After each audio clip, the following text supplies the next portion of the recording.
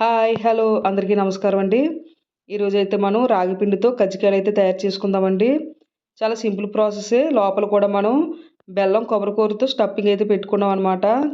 దానికి అదే మన కొబ్బరికూర స్వీట్కి అలాగే రాగి పిండికి కాంబినేషన్ చాలా బాగుంటుంది. కంపల్సరీగా ట్రై చేయండి. ప్రాసెస్ కూడా చాలా సింపుల్గా ఉంటుంది. మరి మనం ప్రాసెస్లోకి అయితే వెళ్ళి చూద్దాము ఎలా తయారు చేసుకోవాలనేది.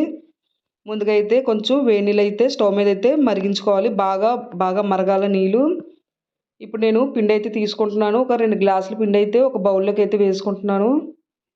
ఇలా రాగి పిండి ఒక 2 గ్లాసులు వేసుకున్న తర్వాత కొంచెం సాల్ట్ అయితే వేసుకున్నాను. వేసుకున్న తర్వాత ఈ వేడి వేడి నీళ్ళు ఉన్నాయి కదా, కొంచెం కొంచెం నీళ్ళు పోసుకొని ఒక స్పూన్తో కానీ గరిటెతో కానీ కలుపుకోండి. చేయి కాలుతుంది కాబట్టి ఇలాగా స్పూన్తో కానీ ఇలాగ కలుపుకోవాలన్నమాట. బాగా నీళ్ళు కలిసిలాగా. మరి ఎక్కువ నీళ్ళు అయితే వేసేసుకోవద్దు. కొంచెం కొంచెం నీళ్ళ కింద బాగా తడుపుకోవాలి పిండి అంతా కూడా. ఒక గ్లాసు పావు గ్లాసున్నర నీళ్ళు అయితే వేసుకోండి. మరి అంత మించి అయితే ఎక్కువ వేసుకోవద్దు, మళ్ళీ లూజ్ అయిపోతూ ఉంటుంది. చూడండి ఇలా మొత్తం కలిపేసుకున్నాం కదా పిండి. ఇలా కలుపుకున్న తర్వాత ఇప్పుడు దీని మీద అయితే మనం ఒక మూత పెట్టి పక్కన అయితే పెట్టుకుందాము. ఈలోగా ఆవిరికి బాగా పిండి కూడా బాగా ఉడుకుతుంది అనమాట. ఇప్పుడు నేను లోపల స్టఫింగ్కి కొబ్బరికూర ఉండ అయితే తయారు చేసుకుందాము. ప్రస్తుతానికి బెల్లం అయితే ఒక ముప్పావు కప్పుతో బెల్లం అయితే తీసుకున్నాను. ముప్పావు కప్పుకి కప్పు కొబ్బరికూర అయితే సరిపోద్ది. చూడండి పాకం అనేది ఇలాగా తీగ పర్ఫెక్ట్గా రావాలి. తీగ పూర్తిగా నిలబడాలన్నమాట. ఇలా పూర్తిగా తీగ ఎప్పుడైతే నిలబడ్డదో మనం కొబ్బరికూర అనేది బెల్లంలో వేసేసుకోవాలి. ఇలా పచ్చి కొబ్బరికూర బెల్లంలో వేసేసుకోవాలి. వేసుకొని కొంచెం ఒకసారి కలుపుకొని కొంచెం లైట్గా ఉడికిన తర్వాత లో టు మీడియంలో పెట్టుకొని ఉడికించుకోండి. ఇలా పాకం వచ్చిన తర్వాత ఇలా కొంచెం కలుపుకొని కొంచెం ఉడికిన తర్వాత మళ్ళీ మనం కొబ్బరికూర వేసాం కాబట్టి లైట్గా లూజ్ అవుతుంది. ఇప్పుడు ఇందులో నేను ఇలాచి పౌడర్ కూడా ఒక స్పూన్ అయితే వేసుకున్నాను.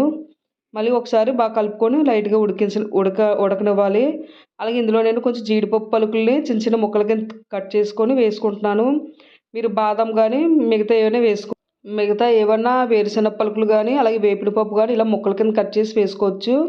ఇలా బాగా వేసి ఎక్కడ కూడా మనకి తడి లేకుండా అంటే కరెక్ట్గా బాగా దగ్గర పడేలాగా పాకం అనేది బాగా కొబ్బరికూరకు పట్టి బాగా దగ్గరికి పడే వరకు కూడా ఇలా బాగా ఉడికించుకోండి. చూడండి దగ్గరికి అయితే అయిపోవాలి. అలాగే ఒక స్పూన్ నెయ్యి కూడా వేసుకుంటున్నాను. ఇలా నెయ్యి వేసుకోవడం వల్ల కూడా బాగా టేస్ట్గా కూడా ఉంటుందన్నమాట. చూడండి బాగా దగ్గరికి అయితే అయిపోయింది కదా, మనకి ఎక్కడ కూడా మనకి లూజ్గా లేకుండా దగ్గరికి అయిపోయింది కదా. ఇప్పుడైతే మనం స్టవ్ ఆఫ్ చేసుకొని దీన్ని పక్కన పెట్టేసుకుందాము. బాగా చల్లారుతుంది. ఇప్పుడు ఈలోగా మనం ఇందాక పిండి అనేది కలిపి పెట్టుకున్నాం కదా, ఇప్పుడు చూసుకుందాం. చూడండి ఆవిరికి అనేది ఇది కొంచెం మెత్తబడ్డది అనమాట.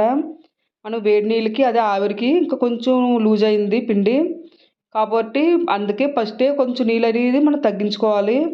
ఇప్పుడు కొంచెం బాగా లూజ్గా ఉంది కాబట్టి కొంచెం పిండి అనేది యాడ్ చేసుకొని కలుపుకుంటున్నాను. మనకి చేతికి ముద్దలాగా రావాలన్నమాట. అప్పటి వరకు కూడా మనకి బాగా కలుపుకోవాలి. కొంచెం పిండి వేసి నేను బాగా మరీ గట్టిగా ఉండకూడదు, అలానే మరీ మనకి లూజ్గా ఉండకూడదు. అలాగే 2 స్పూన్లు నెయ్యి కూడా వేసుకుంటున్నాను ఈ పిండిలోనే. వేసుకొని మరోసారి బాగా కలుపుకున్నాను. చూడండి చేతికి అనేది ఇలా ఆయిల్ రాసుకోవాలి. చేతికి ఇలా ఆయిల్ రాసుకొని కజ్జికాయలు తయారు చేసుకుందాం. చూడండి ఈ మెత్తగా ఇలా ఉంటే సరిపోద్ది. మరి మనకి గట్టిగా ఉండకూడదు, అలానే మరీ బాగా లూజ్గా ఉన్నా సరే బాగా కజ్జికాయ షేప్ బాగా రాదు. అలానే గట్టిగా ఉన్నా మనం పర్ఫెక్ట్గా చేయలేము. చూడండి మరి పెద్ద ఉండ కాకుండా చిన్న ఉండ కాకుండా మీడియంగా ఇలాగా తీసుకొని ఇలా చేతితోటే మన పూరీలా ఒత్తుకోవాలన్నమాట. మరి సన్నగా కాకుండా దలసరిగా కాకుండా మొత్తం అంతా కూడా ఒకే షేప్లో ఇలాగా మీరు ఆయిల్ చేసుకుంటూ ఉండండి. మన చేతికి అంటుకోకుండా ఉంటుంది. ఫ్రీగా మనం చేసుకోగలుగుతాం అనమాట. ఎక్కడ కూడా విరిగిపోకుండా ఉంటుంది. రాగిపిండి కాబట్టి ఇది బేగా పెడిసి గుణం అనేది ఉంటుంది. అంటే బాగా మనకి మైనం అనేది ఉండదు కాబట్టి కొంచెం ఇలా ఆయిల్ అనేది రాసుకొని ఇలా కొంచెం జాగ్రత్తగా పూరి చేసుకొని ఇప్పుడు ఇందాక మనం తయారు చేసుకున్నాం కదా కొబ్బరి స్వీటు, ఇది మనం పొడవుగా అనేది ఇలా చేసుకోవాలి.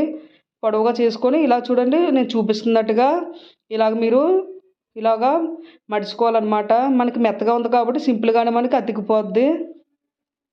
అలాగే దీనికి చిన్న షేప్ ఇవ్వాలంటే ఇలా అంచుల్ని కొంచెం ఇలాగా మనం ఇలా తిప్పుకున్నామంటే ఇలాగ అంచుల్ని మనం ఇలాగా పక్కకి కొంచెం ఇలాగ షేప్ బాగా చేసుకున్నామంటే మన కజ్జికాయ అనేది రెడీ అయిపోద్ది.